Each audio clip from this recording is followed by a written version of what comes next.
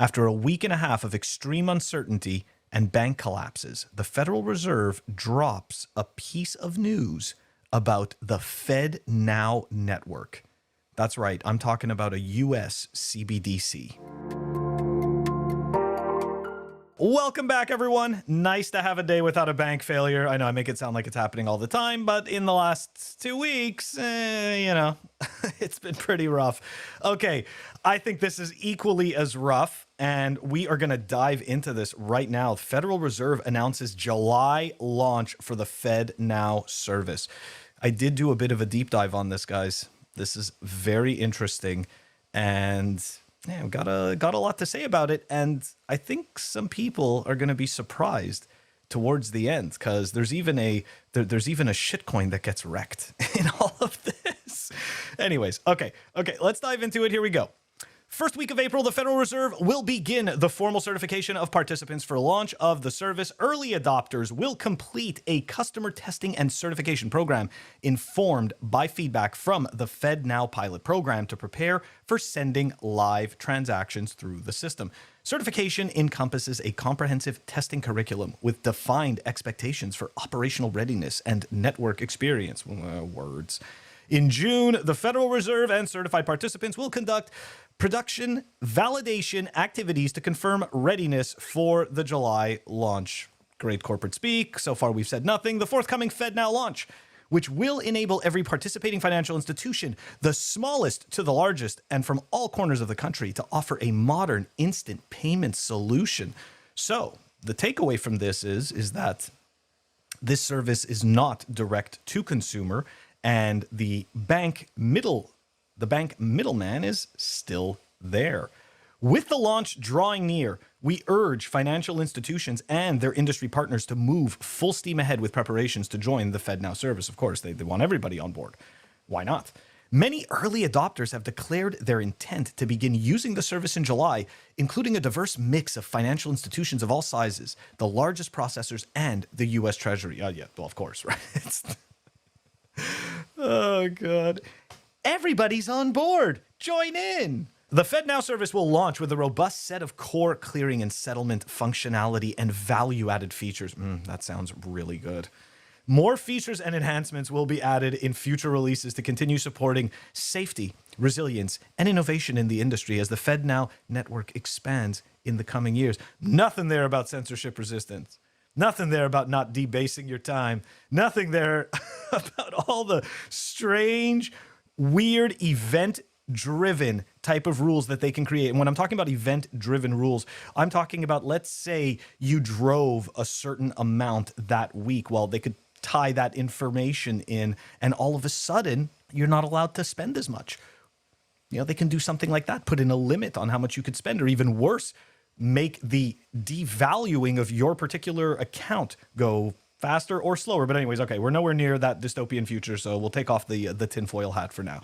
But I just find it great that they use this ambiguous, vague language to make sure that it's completely open-ended for all the weird, freaky shit they want to do. Finishing it out, access will be provided through the Federal Reserve's, this is where we get the signal, the Federal Reserve's Fedline network, which serves more than 10,000 financial institutions directly or through their agents.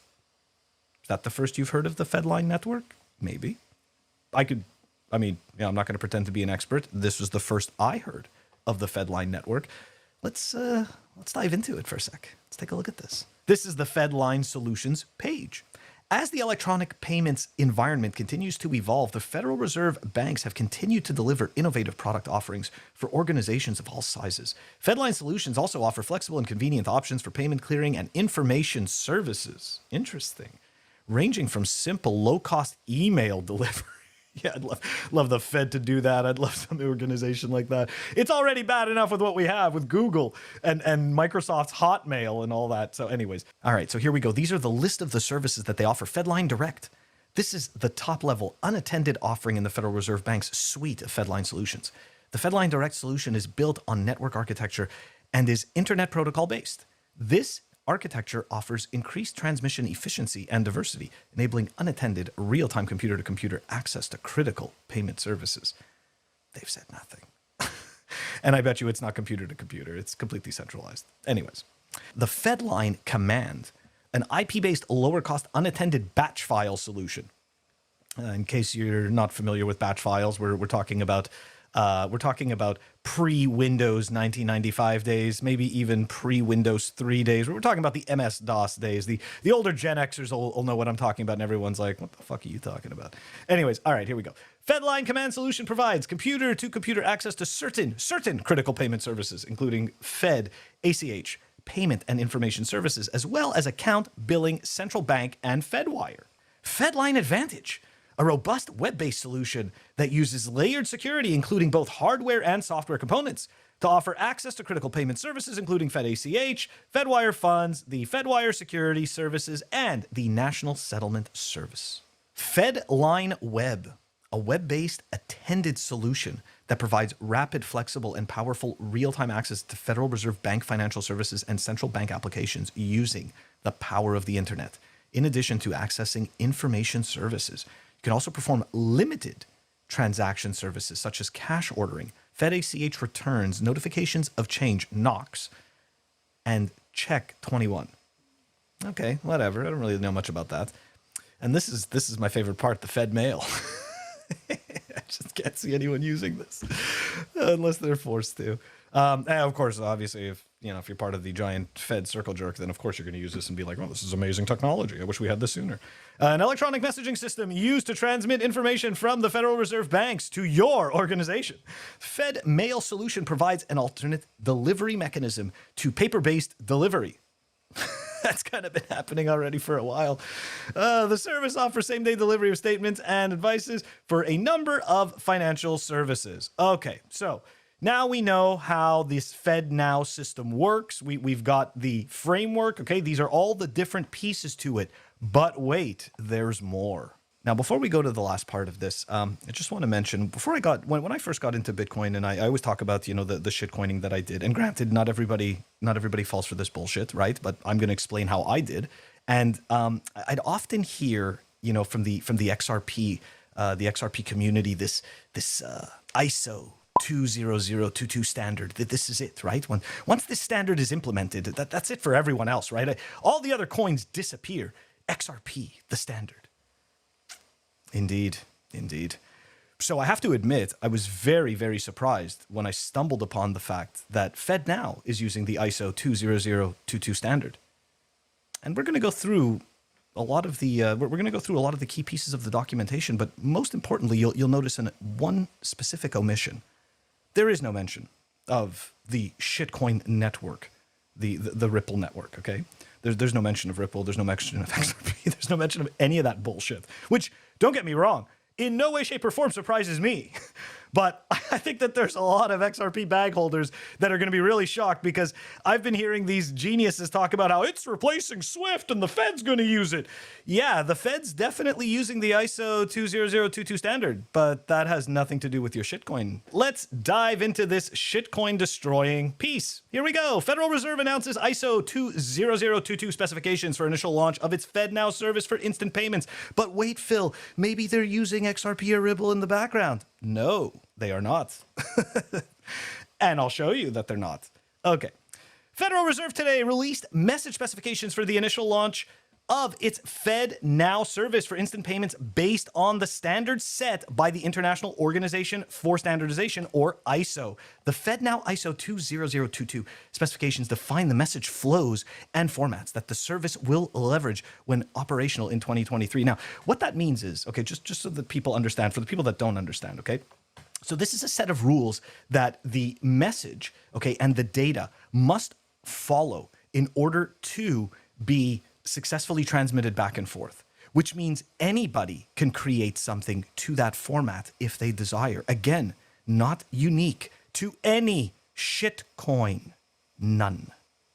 The Federal Reserve also collaborated with the clearinghouse to optimize compatibility between the two U.S. instant payment services, which are likely to have common users across the industry. In addition, the individual FedNow message flows and implementation guidelines were validated by experts on the FedNow Community ISO 20022 working group. Oh, they had a working group with this standard. And other industry participants in the FedNow community, including participants from BNY Mellon. No, Not some shitcoin. Instead, some bank. Not some shitcoin. We were pleased to assist the Federal Reserve in developing messaging specifications that will best serve the banking industry's needs for instant payments adoption and its long-term evolution, said Mike Bellicosa, global head of payments and transaction services at BNY Mellon, not XRP. We were able to share insights from BNY Mellon's experience as an instant payment pioneer with the Fed and other working group members. That's right. Your shitcoin just got debunked by a crappy old bank. Okay? Fiserv, an organization that provides financial services and payments technology globally and helps financial institutions connect to payment infrastructures, also took an active role in the FedNow ISO 20022 working group. When I see bullshit like this, right? This is from October 10th, 2022, how ISO 20022 will take Ripple to the next level. These people are dangerous. These people are lying to you, and your shitcoin is not being used by the Fed, is not replacing SWIFT. And it's funny because this story actually had nothing to do with some random shitcoin. It just so happened that as I was digging into what the FedNow service was and what they were going to use, I just so happened to stumble upon the ISO standard. And I was like, hey, I remember there was some shitcoin that was touting how this standard's going to make Bitcoin obsolete. Guess what? This standard's been out for several months. Actually, last year started being used in November, I think, of 2022. And yet, Bitcoin mined another block. And it just kept going. I don't know how it did that. Anyways, guys, look, it's no secret, right? They are moving towards a CBDC. When I say they, I'm talking about the Federal Reserve. But I do see this as a interim stepping stone. The banks are still involved. The banks are still the middlemen. It looks like these services are being, seemingly to me anyways, being rolled out to the institutions first. So there is no direct to market offering. Anyways, I hope this was helpful. Smash the likes. Don't forget to subscribe.